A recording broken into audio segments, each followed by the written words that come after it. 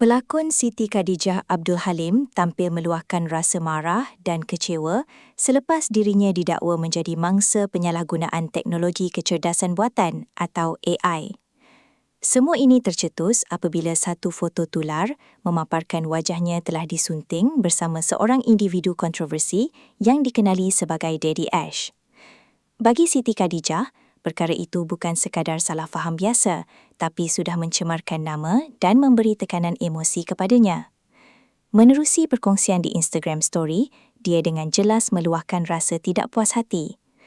Saya nak ambil tindakan yang betul-betul, bukan sekadar buat laporan polis tapi tak ada tindakan lanjut. Dia juga meminta bantuan orang ramai untuk memastikan pihak yang bertanggungjawab menerima hukuman sewajarnya.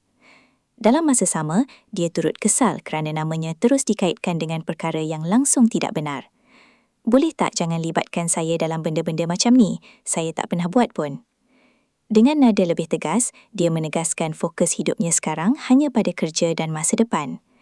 Dalam kepala saya cuma nak kerja dan kumpul duit untuk hari tua. Saya tak ada masa nak layan benda macam ni. Namun begitu, kali ini dia tidak mahu berdiam diri lagi. Dia memberi amaran bahawa tindakan undang-undang mungkin akan diambil terhadap pihak yang menyebarkan atau menyunting gambar tersebut. Saya akan cari dan saya akan saman, insya-Allah.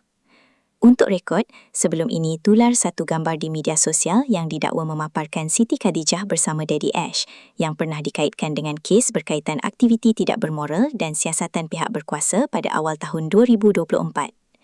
Isu ini sekali lagi membuka perbincangan tentang bahaya teknologi AI bila disalahgunakan, sampai boleh mengubah realiti dan menjejaskan reputasi seseorang tanpa kebenaran. Dan persoalan yang timbul sekarang, sejauh mana kita boleh percaya pada apa yang kita lihat di media sosial? Terima kasih kerana menonton Chua Viral TV. Jangan lupa like, komen dan subscribe untuk terus dapatkan update terkini tentang dunia hiburan Malaysia. Jumpa lagi di video seterusnya. Stay tuned untuk lebih banyak kisah sensasi.